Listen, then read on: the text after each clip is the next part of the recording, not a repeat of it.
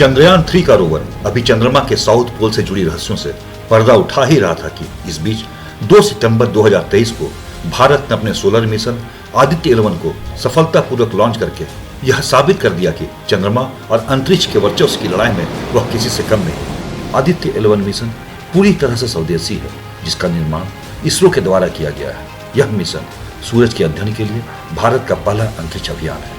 आदित्य 11 सूरज में चल रही गतिविधियों, खासकर solar flare, coronal mass ejection और सौर तूफान आदि घटनाओं पर नजर रखेगा और सारी जानकारी इसरो में बैठे वैज्ञानिकों तक पहुंचाएगा। अगर यह मिशन सफल होता है तो इसरो को सूर्य के अनछुए और अनसुलझे रहस्यों को समझने में काफी मदद मिलेगी। पृथ्वी से सूरज की औसत दूरी 14 करोड़ 96 लाख किलोमीटर है। आखिर कैसे तय करेगा भारत का आदित्य 11 इतनी लंबी दूरी? क्या सूरज की गर्मी से जलेगा नहीं हमारा यह सौरयान? क्या है solar flare, coronal mass ejection और सौर तूफान, जिसकी अध्ययन आदित्य 11 करेगा? इन सभी सवालों पर हम चर्चा करेंगे बियॉन्ड फिक्शन की आज की कड़ी में। अगर अब तक आपने चैनल को सब्सक्राइब नहीं किया है तो कृपया सब्सक्राइब कर लें। आदित्य 11 सूरज की सतह पर लैंड नहीं करेगा, बल्कि सूरज से काफी दूर 11 पॉइंट पर रहकर सूरज पर नजर रखेगा। धरती और सूर्य के बीच की दूरी करीबन 15 करोड़ किलोमीटर है।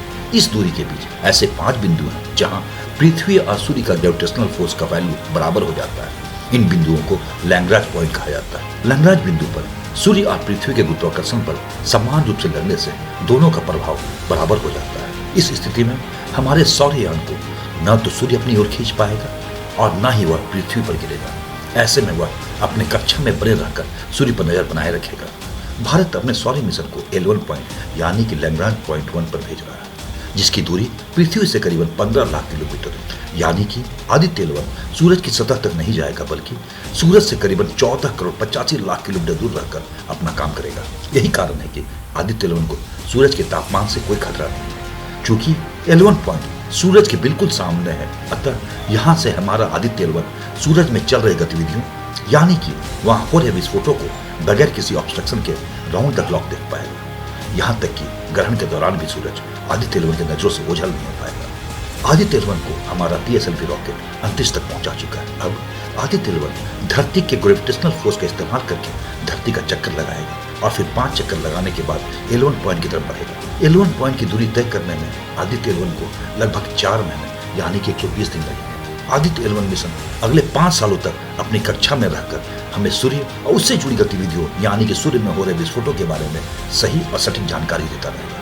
ये जानकारियां हमें सूर्य के तापमान, solar flare, coronal mass ejection, सौर तूफान और सूर्य के विभिन्न परतों के प्रति अपनी समझ को बेहतर बनाने में मदद करेगी। सोलर फ्लेयर सूर्य में होने वाला सबसे बड़ा और भयानक विस्फोट है। सूरज में उठने वाले ये विस्फोट बहुत बड़ी मात्रा में प्लाज्मा और अन्य हानिकारक पदार्थ को अंतरिक्ष में छोड़ सकते हैं। इन प्लाज्मा और पदार्थों को साइंस की भाषा में कोरोनल मास इजेक्शन कहते हैं। अगर ऐसे विस्फोट होंगे तो अरबों टन हानिकारक पदार्थ सौर तूफान के रूप में सूर्य से निकलकर लाखों मील प्रति घंटे की स्पीड से अंतरिक्ष में फैल जाएगा और जो भी ग्रह, उपग्रह और अंतरिक्ष यान उसके रास्ते में आएंगे उन सबको नुकसान पहुंचा सकता है। और अगर कोई शक्तिशाली कोरोनल मास इजेक्शन पृथ्वी की तरफ आता है तो हमारे तमाम रेडियो ट्रांसमिशन सिस्टम को बाधित करेगा, जिससे पृथ्वी पर मोबाइल सेवा बंद हो सकती है, पावर सप्लाई पर असर पड़ सकता है, GPS और हवाई सेवाएं ठप पड़ सकती है। आदित्य 11 मिशन हमें सूर्य के इन खतरनाक पहलुओं को बेहतर ढंग से समझने में मदद करेगा। हमारी यह समझ हमें इन खतरों से बचने के लिए बेहतर तरीके विकसित करने में सक्षम करेगा, जिससे केवल भारत को ही नहीं बल्कि पूरे विश्व को फायदा होगा। इन सभी विषयों पर अध्ययन करने के लिए आदित्य 11 अपने साथ 7 पेलोड यानी कि 7 तरह के अलग अलग उपकरण लेकर गया है। अंतरिक्ष यान में लगे इन उपकरणों की मदद से इसरो फोटोस्फीयर, क्रोमोस्फीयर और सूर्य की सबसे बाहरी परत कोरोना और उससे जुड़ी विभिन्न गतिविधियों की अध्ययन करेगा। पृथ्वी से हमें सूर्य का जो हिस्सा दिखाई देता है उसे फोटोस्फीयर कहते हैं। सूर्य के वातावरण के सबसे ऊपर वाले लेयर को कोरोना एवं सबसे निचली लेयर को क्रोमोस्फीयर कहते हैं।